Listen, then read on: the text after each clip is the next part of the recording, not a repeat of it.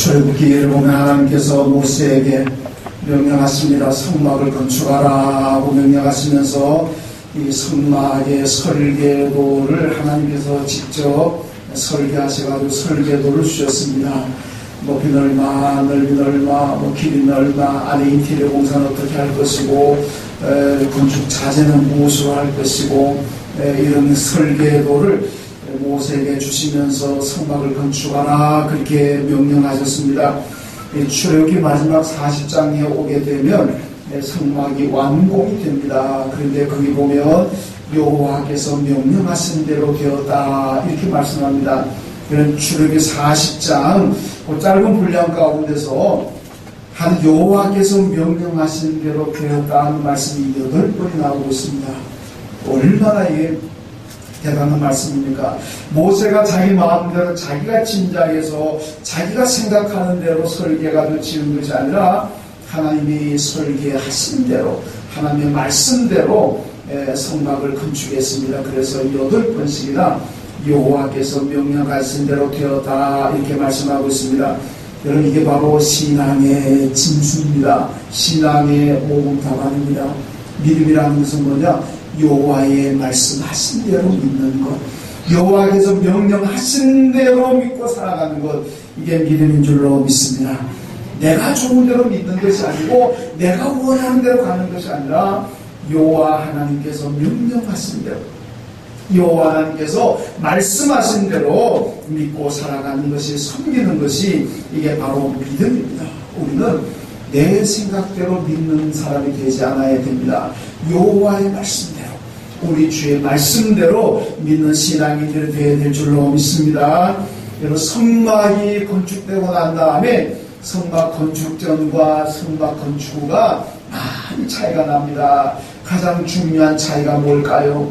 여러분 성막이 건축되기 전에는 하나님께서 모세를 만나실 적에 언제나 시내 산으로 불러 올리십니다. 모세야 산에 올라와라, 나하고 만나자. 그럼 모세가 예 알았습니다. 그러고는 시내산 꼭대기 올라갑니다. 그럼 시내산이 꽤 높은 산입니다. 꽤 높은 산인데 모세가 연세가 80이 지났습니다. 80이 지난 분이 시내산에 올라간다는 거 쉬운 일은 아닐 터인데 그래도 하나님께서 부르시니까 올라가야 되지 않겠습니까? 그래서 하나님께서 모세야 올라가라. 그럼 올라갑니다. 거기서 시내산 꼭대기 하나님께서 모세를 만나셔가지고 말씀하십니다. 이스라엘 백성들을 이렇게 지도해라 말씀하시고 이러이러 계명을 지켜라 말씀하시고 예 알겠습니다. 그럼 내려옵니다. 그 다음 또 필요하면 모세야 또 올라가라.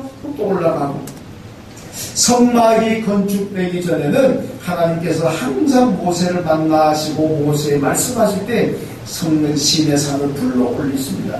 그러다가 오늘 레위기 1장으로 딱 내려오면 딱 넘어오게 되면 성막 건축이 완공이 되잖아요. 출애굽기 40장 마지막에 성막 건축이 여호와의 명령대로 완공되었더라. 그러고 난 다음에 레위기 1장 1절 딱 넣으면 이제는 어떻게 합니까? 하나님께서 성막으로 내려오셨다 그랬습니다. 성막이 건축되기는 산으로 올라와라 그랬지만은 성막이 건축되니까 하나님께서 건축된 성막에 내려오셔가지고 거기서 모세를 만났습니다. 그래서 모세가 말씀하십니다. 그래서 모세가 성막이 건축된 후에는 산에 올라가지 않고 성막에서 만났다. 이게 이제 성경의 말씀입니다. 이 성막이 오늘의 교회입니다. 이스라엘 백성들이 광야 40년 지날 때는 성막이 하나님께 예배하는 장소였고 그 다음에 가나안 땅 들어가고 난 다음에는 나중에 예루살렘 성전이 건축되고 성전이 하나님 앞에 예배하는 장소가 되었습니다. 신약시대에 와서 예수가 부활하시고 난 다음에 이제 교회가 세워졌고 그 교회가 구약의 성막 예루살렘 성전을 이어받는 하나님께 예배하는 장소가 되었다는 말씀입니다. 여러분 교회가 무엇을 하는 곳입니까? 하나님께 예배드리는 장소입니다. 성막이 뭐하는 곳이냐, 성전이 뭐하는 곳이냐, 하나님께 제사, 하나님께 예배드리는 장소고 오늘 교회가 하나님께 예배드리는 장소입니다.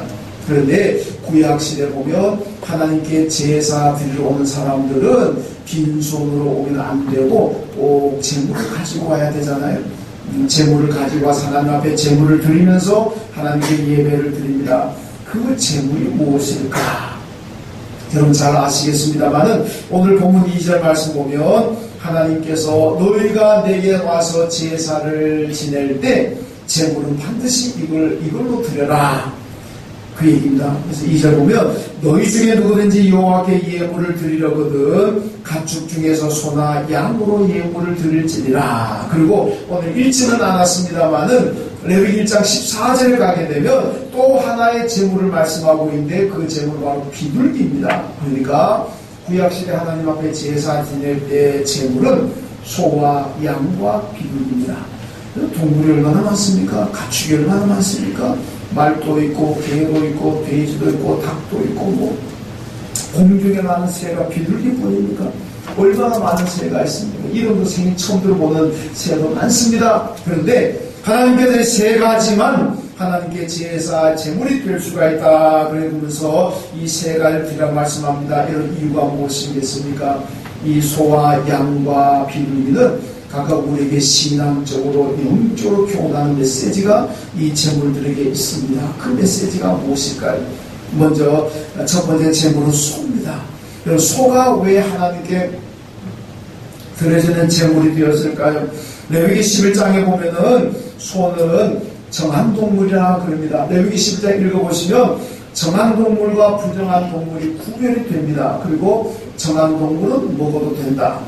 부정한 동물은 먹지 말아라. 이거 부정하다는 얘기입니다. 근데 정한 동물의 기준이 뭐냐? 되새김질을 하고 꿀이 갈라진 거. 이거는 정하라. 그러니까 먹어도 된다. 그럽니다. 여러분 소를 보세요. 소는요, 되새김질을 합니다. 국도 갈라졌습니다. 그러니까 소는 정한 동물이기 때문에 먹어도 되고 하나님 앞에 제사의 제물로 드려도 된다는 말씀입니다. 소가 되새김질하는 게 뭡니까? 여러분 소를 먹여보신 분들은 아실 겁니다. 저도 어릴 때 소 많이 먹여봤습니다. 소는요, 저녁에 꼴을 주면은 그 꼴을 보고 밤새도 뭘 자꾸 씹어요. 누가 사람이 그 다음에 밤에 무슨 참을 갖다 줘가지고 간식을 갖다 줘가지고 씹는 게 아니고 저녁에 먹었던 그 꼴을 다시 끄집어내가지고 씹고 삼키고 끄집어내서 씹고 삼키고 끄집어내서 씹고 삼키고 제가 하루 종일 할 수 있습니다. 그게 되새김질입니다. 먹었던 것을 다시 끄집어내서 씹고 삼키고 이게 여러분 바로 소가 말하는 되새김질입니다. 이 되새김질을 하는 소를 하나님께 제물로 사용하라는 얘기는 그 메시지가 간단합니다. 우리가 바로 소처럼 되새김질을 하라.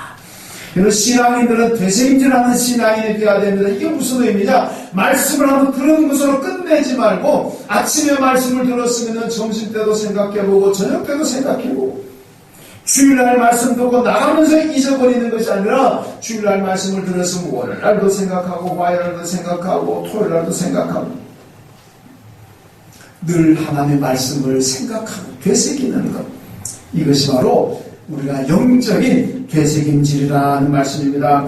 여러분 시편 1편을 보면요, 하나님의 말씀을 주야로 묵상하는 사람이 복 있는 사람이라 그렇게 말씀합니다.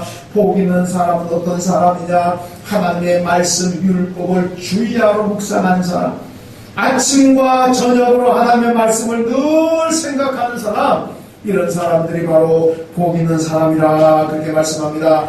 한 번 들은 것으로 끝내는 것이 아니라 늘 되씹고 이것이 바로 복 있는 사람이라는 말씀입니다. 여러분 출애굽기를 보면요, 이스라엘 백성들이 가나안 땅에 들어간 백성들이 하나님께서 아주 굉장히 강조하는 것이 있습니다. 뭡니까? 기억하라. Remember. 예, 기억해라. 너희가 가나안 땅에 들어가거든 꼭 기억해라. 잊지 말아라. 늘 생각해라. 그 말씀입니다. 뭘 생각합니까? 430년 동안 애고에 종살이하다가 하나님께서 해방시켜서 출애굽했습니다. 이 하나님의 은혜를 잊지 말아라. 광야 40년 지나면서 나와의 낮에 더위와 밤에 추위를 하나님 보호하셨습니다. 여러분 낮에 네게부 사막의 온도가요 지엘의 모래사장 60도가 넘어갑니다. 맨살 개면 살 타버립니다. 얼마나 뜨거운지 모릅니다. 반대로 밤에는 얼마나 추운지. 일교차가 우리나라는 그렇게 크지 않잖아요. 여름 되면 밤이나 낮이나 더고 겨울 되면 밤이나 낮에는 우리 다 춥습니다. 그런데 이스라엘 사막은 다릅니다. 낮에는 엄청 덥고 밤에는 엄청 춥습니다. 영하 30도 40도 올라갑니다. 다 얼어 죽습니다. 그런데 이스라엘 백성들이 광야에 낮에 더위로 죽었다는 사람, 밤에 추위로 죽었다는 사람이 없습니다. 광야 살던, 광야 나서 농사 지었습니까? 생산활동 아무것도 하지 않았습니다. 하나님께서 하늘에서 만나오 메추라기 내리셔가지고 다 먹게 하셨습니다. 불기둥 세워가지고 밤에 추위를 막아주셨습니다. 구름기둥 세워가지고 낮에 더위를 막아주셨습니다. 그러니까 그들이 안전하게 살 수 있잖아요. 너희가 가나안 땅 들어가서 정착해서 살거든. 이 하나님의 은혜를 잊지 말고 기억해라. 매일매일 하나님의 은혜를 생각하라는 얘기입니다. 그래야 너희들이 하나님을 떠나지 않고 하나님을 잘 섬기고 하나님의 은혜를 잊어버리는 순간 우상을 따라가게 되고 마귀를 따라가게 된다. 잊지 말고 기억하고 살아라. 되새김질하는 신앙이 되라는 말씀입니다. 여러분 이사야 1장과 하나님이 탄식하는 모습이 나오잖아요. 소도 그 임자를 알고 나귀도 그 주인의 구유를 아는데 내 백성 이스라엘은 알지 못한다. 여러분 이스라엘 백성들 소보다 못하고 나귀보다 못합니다. 소도 나귀도 자기 주인의 은혜를 아는데 만물의 영장이고 창조의 멸류관이라고 하는 이스라엘 백성들은 그 하나님의 은혜를 잊어버리더라. 여러분 왜 그들이 하나님의 은혜를 잊어버리고 배은망덕합니까? 왜 하나님께서 이스라엘에게 배은망덕하다 은혜를 모르는 나쁜 놈들이라 그 얘기 아닙니까? 왜 그렇습니까? 하나님의 은혜를 생각하지 않으니까, 묵상하지 않으니까, 되새김질하지 않으니까, 늘 하나님께 받은 은혜와 축복을 생각하고 사는 사람들이라면 그렇게 배은망덕하지 않을 겁니다. 소와 나귀보다도 못하게 살지 않을 겁니다. 그런데 잊어버리니까, 기억하지 않으니까 타락하고 범죄하고 배은망덕하게 행하더라 하는 말씀입니다. 여러분의 하나님의 은혜를 늘 생각하고 늘 기억해야 됩니다. 이게 바로 되새김질하는 신앙입니다. 여호수아 4장 보면요, 하나님께서 여호수아에게 명령하십니다. 너희가 요단강을 건넌 기념으로 돌을 각 지파에 하나씩 상징하는 돌을 가져다가 길갈에 세워라.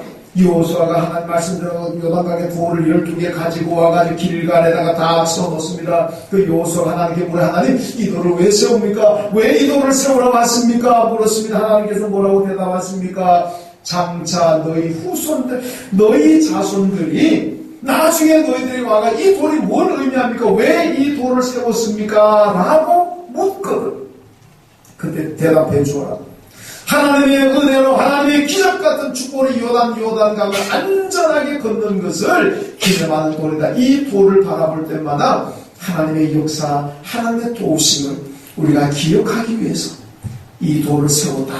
그렇게 대답해 주랍니다. 사무엘 7장 보면요, 이스라엘 사무엘 선자 시대에 블레셋이 이스라엘 침략했습니다. 도저히 마음이 바쁘었습니다. 이게 뭐 어디 전쟁하려고 해도 어느 정도 뭐 상대가 돼야 전쟁을 하지. 상대가 안 되니까 전쟁할 엄두를 못 냅니다. 꼼짝없이 나라 망하게 생겼습니다. 그때 사무엘 선자가 백성들 다 미스바로 모았습니다. 다 미스바로 와라. 거기서 뭐 했겠습니까? 전쟁 연습하지 않았습니다. 하나님 앞에 회개 기도합니다. 하나님, 우리가 지금까지 잘못 살아왔습니다. 우리가 범죄하고 타락해서 나라가 이 모양 이 꼴이 됐습니다. 주여 우리를 용서하십시오. 온 백성들이 미스바에 모여가지고 회개합니다. 그들의 회개를 들으신 하나님께서 용서하시고 이스라엘을 구원하십니다. 어떻게 하늘에서 우박 천둥 번개 우리를 그냥 때려가지고 블레셋을 물리쳐 주셨습니다. 물리치고 난 다음에 사무엘을 어떻게 합니까? 미스바와 센사의 돌을 세웁니다. 그리고 그 돌을 에벳 에셀이라 이렇게. 에벤은 돌이란 말이고 에셀은 돕다는 얘기입니다. 도움 돌이다. 하나님께서 우리를 도우셔가지고 우리가 블레셋의 침략으로부터 우리가 보호받았다. 그것을 백성들과 후손들에 알게 하기 위해서 그 돌을 바라볼 때마다 하나님의 도움으로 우리가 구원을 받았다. 그걸 기억하라고 돌을 세웠습니다. 여러분, 우리 성도들의 영적인 되새김질하는 신앙이 되어야 됩니다. 말씀을 늘 묵상하고 하나님께 받은 은혜와 하나님께 받은 축복을 늘 기억하면서 살아야 됩니다. 그래야 우리가 믿음 생활 제대로 할 수가 있습니다. 여러분, 사람은요 생각하는 대로 살아가게 돼 있습니다. 좋은 생각하는 사람은 좋은 삶을 살게 될 것이고 나쁜 생각하는 사람은 나쁘게 살게 될 겁니다. 죄 지을 생각하는 사람은 죄를 짓게 되는 것이고 하나님의 뜻을 실현하려고 하는 생각을 하는 사람은 하나님의 뜻을 실현하며 살 겁니다. 여러분, 내 안에 내 생각 속에 마귀가 자리하면 마귀의 삶을 살게 됩니다. 내 안에 예수가 자리하면 나는 예수의 삶을 살게 될 줄로 믿습니다. 그래서 바울이 빌립보서 2장 5절에서 뭐라 그럽니까? 너희 안에 이 마음을 품으라 곧 그리스도 예수의 마음이니. 여러분, 내 안에 여러분 안에 예수를 품으며 우린 예수의 삶을 살게 될 줄로 믿습니다. 내 안에 죄될 생각, 마귀의 생각, 온갖 세속적이고 세상적인 생각으로 꽉 차면 그렇게 가는 겁니다. 내 안에 늘 감사로 꽉 차면 감사의 삶을 살게 되는 것이고 내 안에 불평, 불만, 짜증, 분노가 가득 차면 늘 살아가는 것이 분노의 삶을 살게 되는 거 아니겠습니까? 내 마음의 그릇에 무엇을 담고 있느냐, 그것이 내 삶을 결정합니다. 그래서 우리는 예수를 내 안에 담아야 돼요. 예수를 내 안에 품어야 됩니다. 그럴 때 우리는 예수의 삶을 살게 될 줄로 믿습니다. 여러분, 예수의 마음을 품고 살고 예수를 내 안에 모시고 살면은 예수 생각합니다. 예수의 말씀 생각합니다. 이게 되새긴 책입니다. 그러면 결코 하나님의 은혜를 잊지 않습니다. 하나님의 받은 복을 잊지 않고 살아갑니다.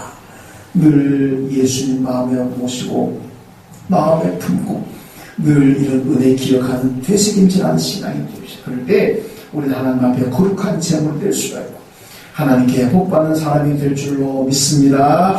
두 번째로 제물은 양입니다. 여러분, 양이 왜 제물이 되었겠습니까? 이런 양은 동물 중에서 가장 미련하고 가장 어리석습니다. 이런 다른 동물들은 자기들끼리 혼자 다 살아갈 수가 있습니다.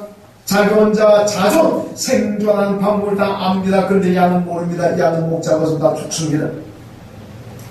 여러분, 양은요 꼴을 푸는 초장에 데려고 꼴을 먹으라 그러면요 지가 배가 터진지도 모르고 먹습니다.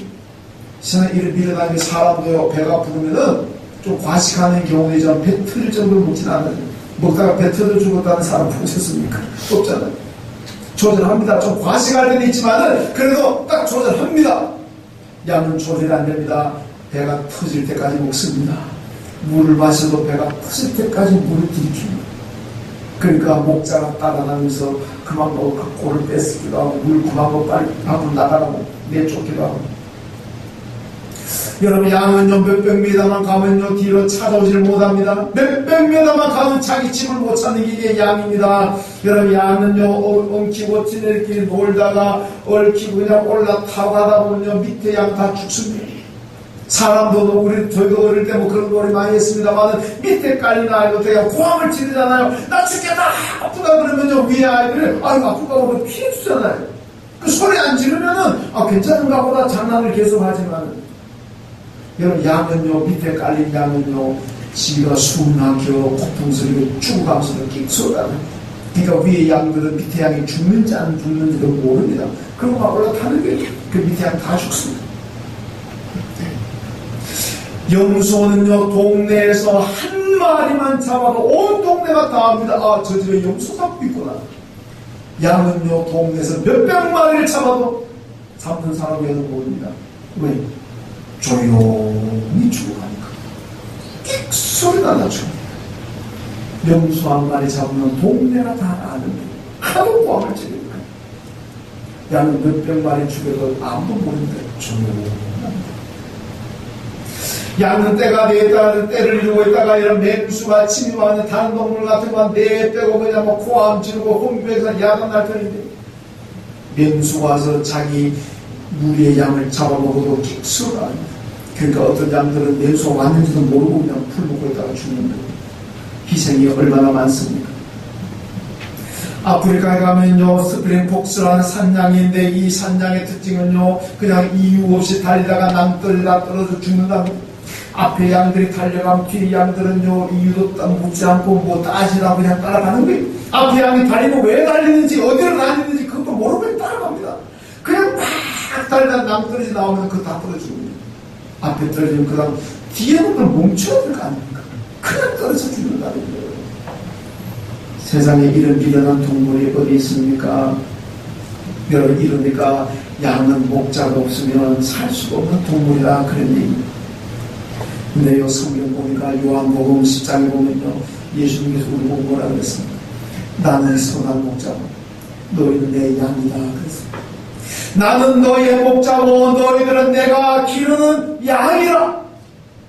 오늘 저와 여러분은 양인 줄로 믿습니다. 왜 양? 얼마나 그렇습니까? 우습다니. 여러분, 사람이 똑똑한 척하지만 능력이 무한한 줄로 착각하지만 하나님 보실 때는 다 양처럼 꼴이 나고 어리석고 미련한 거예요. 자기 혼자 사람이 살 수가 없습니다. 예수 없이는 아무것도 안 된다는 얘기입니다. 여러분, 예수 없이 구원받을 수가 있습니다. 있습니까? 예수 없이 죄 용서 받을 수가 있습니까? 예수 없이 여러분 천당 갈 수 있습니까? 요한복음 14장 6절에 뭐라 합니까? 나로 말미암은 자들은 아버지께 올 자가 아무도 없다. 예수 아니고는요 구원 못 받습니다. 예수 아니고는 우리가 천당 갈 수가 없습니다. 양에게 목자가 꼭 필요한 것처럼 오늘 저와 여러분에게 목자인 예수가 꼭 필요한 줄로 믿습니다.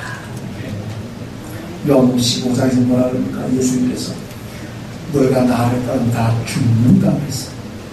여러분, 포도나무가 가지가 나무에 붙어 있을 때에는 그 나무를 통해서 영양분을 공급받고 수분을 공급받아서 살면서 열매를 맺지만은 포도나무 가지가 나무에 떨어지는 순간 말라 죽습니다. 밝힙니다. 그 나무가 예수로 우리가 가지라고 하죠. 여러분, 예수에게서 우리가 떨어져 나오는 순간 육신의 생명을 그래도 살지만 영혼은 죽습니다. 그러니까 예수 없이는 아무것도 안 된다는 거예요. 이스라엘 광야 40년 동안에 하나님이 없었다면 그들은 다 죽었습니다. 생존이 불가능합니다. 여러분, 광야 나오는데 아까도 말씀드렸습니다. 그 낮에 더위와 밤에 추위와 먹을 거리가 아무것도 없습니다. 40년 옷 만들지 않았습니다. 신발 만들지 않았습니다.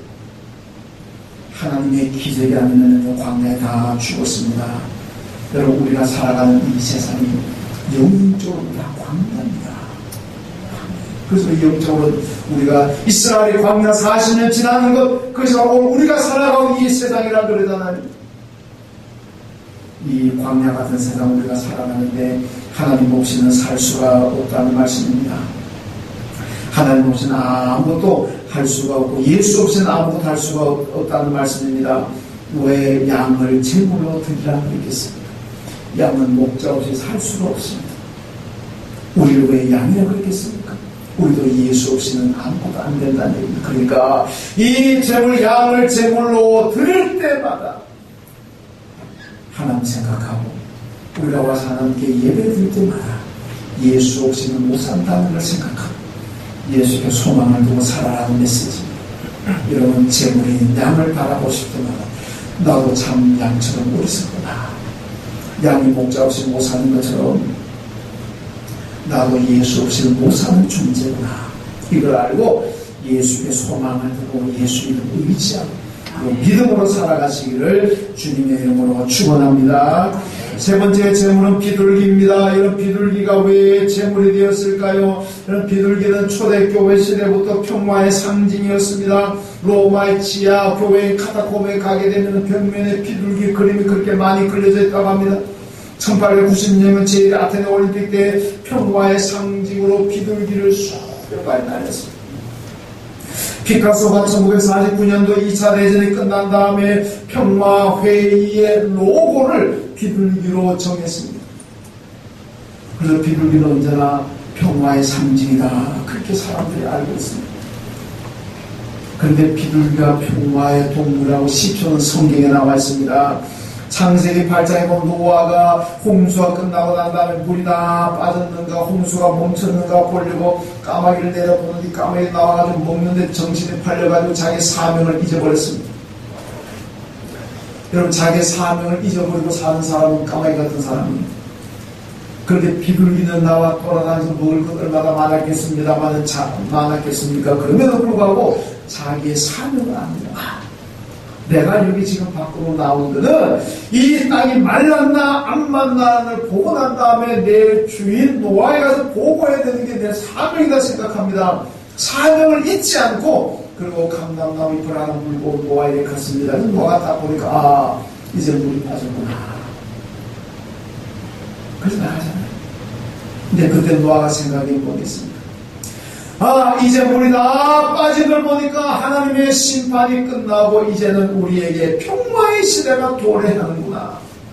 이거라. 그래서 심판이 끝나고 평화구나. 그 평화의 소식을 가지고 온 것이 바로 비둘기입니다. 그래서 성경에서 그리고 인류 역사의 비둘기가 항상 평화의 상징으로 이해되고 있습니다. 여러분, 예수님께서 우리가 하신 말씀이 있습니다. 너희가 예배드리고 제사 드리다가 형제들 간에 불화한 일이 생기고 형제들 간에 평화를 주지 못한 일이 생각나거든 제사를 멈추고 예배를 멈추고 다시 돌아가서 형제와 다시 화합하고 가족과 다시 화합하고 서로 용서하고 그러고 난 다음에 와서 다시 예배를 드려라. 그렇게 말씀합니다. 여러분, 화목과 평화가 그만큼 중요한 말씀입니다. 여러분, 그런데요, 이 평화와 화목이라는 게 도대체 뭐겠습니까? 나 하나만 평화가 아닙니다. 우리 다 함께 평화가 돼야 돼요. 예수 믿는 사람은 나만 잘 먹고 잘 사는 것이 아니라 우리 모두가 잘 먹고 잘 살아야 되고 우리 모두가 평화롭게 돼야 돼요. 로마 1대 황제 옥타비아누스가 어느 날 해변가를 거니는데 고기 잡는 고구가 와가지고 폐하의 힘 덕분에 우리가 고기를 자꾸 많이 잡습니다. 감사합니다. 걸릴 것이 없이 고기를 잡습니다. 그 다음에 또 어떤 상인에 와가지고 폐하 덕분에 우리 장사가 너무 잘 됩니다. 감사합니다. 온 세계 물건 잘 팔고 있습니다. 이 옥타비아누스가 이게 로마의 평화구나. 이게 로마의 평화구나. 그들로 팍스 로마나라는 말이 생겨났어요. 로마의 평화. 그런데 그 로마의 평화라는 팍스 로마나가 과연 성경적일까요? 아닙니다. 성경적인 평화는 우리만 누리는 게 아니라 우리 모두가 누리는 거예요. 로마는 자기들의 힘이 있으니까 무기가 있으니 힘과 무력을 가지고 야수국가를 지배하고 그리고 그들에게서 그냥 빼앗아고 마음대로 우리 물건 사! 우리 물건 안 사면 너 죽는다! 여기는 우리만 고기 잡아야 돼! 너희들 여기 고기 잡으면 그만한다! 로마는 힘이 있으니까 자기들이 마음대로 물건 팔아먹으니까 이익이 생기고 마음대로 고기 잡으니까 어부들이 감사합니다! 감사합니다! 그들의 힘에 눌려가지고 고기 못 잡는 사람들이 있습니다. 그들의 힘에 눌려가지고 무리하게 물건 사다가 로마의 물건 사다가 풀어나는 경우도 얼마든지 많습니다. 그거는 진정한 평화가 아니라니 힘으로 눌러가지고 힘으로 굴복시켜가지고 내가 잘 사는 거. 그래서 나만이 누린 평화라면 이건 성경적인 평화가 아니라는 얘기입니다. 그런 이게 요즘은 박스 아메리카나들은 박스 아메리카는 미국의 평화라는 얘기입니다. 도널드 트럼프라는 사람 미국 대통령이 되는 것 어떻게 합니까? 그냥 막 온 세계 기업가들에게 너희들 빨리 미국에다 공장 지어! 미국에 투자해! 안 하면 그냥 다 철시키고 그러니까 세금 왕청 물어볼 거예요. 일본의 토요타도 예 알았습니다. 미국 가잖아요. 멕시코 공장 서울을 해도 다 취소시키고 미국 가잖아요. 온 세계를 그렇게 만들고 그러니까 미국에는 일자리가 생기고 미국에는 경쟁 혜택이 되지만 여러분 다른 나라는 힘없는 나라가 얼마나 힘들었습니까? 다른 나라들은 미국에 일자리 생기는 동시에 다른 나라는 일자리 뺏깁니다. 미국에는 이익이 막대한 이익이 돌아가겠지만은 힘없는 나라는 얼마나 경제적으로 힘들겠어요. 여러분 이러면 되겠습니까? 이건 성경적이 아니라는 얘기입니다. 한쪽의 어떤 희생으로 인해서 한쪽에 불이익을 당함으로써 다른 쪽이 잘 살고 다른 쪽이 이익을 누린다면 이거는 그저 어디 해적들에게나 있는 거죠. 정말 성경적인 평화와 이익은 아니라는 얘기입니다. 정말로 팍스 로마나 팍스 아메리카나가 되려면은 힘으로 굴복시키면 안 됩니다. 그들의 이익과 그들의 평화만을 추구해서는 안 됩니다. 미국을 통해서 온 세계가 평화가 되고 미국을 통해서 온 세계 같이 잘 먹고 잘 살아야지. 힘 가지고 굴복시키는 것은 아니라는 겁니다. 여러분 이삭을 보세요. 이삭은요 가는 곳마다 성경이 뭐라고 그러니까 그게 100배나 얻었다. 이삭은 농사만 지으면 100배나 얻었습니다. 여러분 양과 소를 먹이면 얼마나 번성을 하는지 거부가 되었다. 양과 소 때리고 블레셋 사람들은 아무리 하루 종일 있는데도 우물 파도 물이 안 나오는데 이삭은 땅을 파기만 파면 물이 푹 블레셋 사람들이 얼마나 기가 차고 열받겠습니까? 시기하고 질투하겠습니까? 그냥 내놔 그러니까 이삭이 달라 그러면 가지세요. 이 물이 필요하니까 줘 가지세요. 이삭은 다 양보합니다. 내 건데 왜 달라 그러냐 그러지 않았습니다. 필요하세요 가져가세요. 필요하세요 가져가세요. 또 옮겨서 팔고 또 옮겨서 농사지고 나중에는 그 사람도 뭐 미안하니까 나중에는 안 뺏었잖아요. 이삭의 삶이 뭡니까? 양보. 이삭이 잘 되면 자기만 잘 먹고 잘 사는 것이 아니라 자기와 함께 있는 사람들이 다 함께 혜택을 누리는 거예요. 이게 성경적인 삶이랍니다. 성경이 아브라함을 선택한 하나님께서 뭐라 그러니까 아브라함을 통해서 많은 민족이 복을 받을 것이다. 너는 복의 근원이다. 아브라함을 통해서 많은 사람들이 온 세계 민족이 복을 받는다. 믿음의 전 아브라함 때문에 오늘 우리도 예수 믿고 하나님 자녀된 복을 누리잖아요. 아브라함 때문에 많은 민족이 복을 받는 것처럼 우리를 통해서 우리 이 안을 통해서 이 지역 사회가 복을 받아야 되고 우리 이 안의 교회들을 통해서 여러분 주위의 사람들이 복을 받아야 될 줄로 믿습니다. 누가복음 2장에 보면은요 예수님의 탄생을 가리켜서 세상의 평화라 그랬습니다. 마태복음 5장에 보면 예수님께서 요단강에서 세례 요한에게 세례를 받으시는데 그때 보니까 하늘에서 성령이 비둘기같이 임했더라 그렇게 말씀하지 않습니까? 바울은 예수를 가리켜서 세상에 화목제물이 되려고 오셨다 그랬습니다. 이 말씀 다 보니까 성령이 임하는 곳에 성령이 비둘기같이 내렸다. 성령이 임하는 곳에 평화가 있다는 얘기입니다. 여러분 예수는 세상에 평화를 주기 위해서 오셨습니다. 그리고 화목제물, 평화의 제물이 되셨다는 얘기입니다. 우리도 예수 따라가는 삶을 살아야 됩니다. 어떻게? 예수님처럼 평화를 추구하는 사람, 예수처럼 화목해하는 사람. 아브라함과 이삭처럼 나를 통해서 여러분을 통해서 하나님의 축복이 다른 사람에게도 전해지는 그런 삶을 살라고 그것이 우리의 삶이고 우리를 선택하셨습니다. 나 혼자 잘 먹고 잘 살자. 우리나라만 잘 살자. 나만 평화로운 데는 다른 사람을 죽든지 말든지. 그건 성경적인 삶이 아니라는 얘기입니다. 여러분 성도들은 교회와 가정과 인생의 모든 길에 평화가 있어야 됩니다. 어떻게 하면 평화가 임합니까? 성령이 임하면 될 줄로 믿습니다. 성령을 사모하시고 성령을 충만히 받으시오. 그러면은 여러분의 인생의 평화가 있고 여러분의 가정의 평화가 있고 일터의 평화가 있고 또 여러분이 누리는 그 평화가 다른 사람에게도 전해집니다. 그런 복이 있습니다. 아브라함을 통해서 많은 민족이 복을 받은 것처럼 우리 교회와 여러분 한 분 한 분을 통해서 하나님의 복을 주위의 사람이 다 함께 누리게 되는 그런 믿음의 삶을 여러분 사시길 주님의 이름으로 축원합니다. 기도하겠습니다. 하나님 아버지 감사합니다. 오늘 소와 양과 비둘기를 통해서 우리 그리스도인의 삶이 어떠해야 되는지를 봅니다. 우리 모두가 소처럼 되새김질하는 삶을 살게 하여 주시고 양처럼 나 혼자 살 수 없고 예수만을 바라보고 살아야 된다는 것을 기억하게 하여 주시고 비둘기처럼 늘 평화를 사모하며 평화를 주며 살아가는 저희들 되게 하여 주옵소서. 그 하나님 앞에 거룩하고 흠이 없는 제물로 드려지는 우리의 삶이 되게 하여 주옵소서. 예수님의 이름으로 기도하옵나이다. 아멘.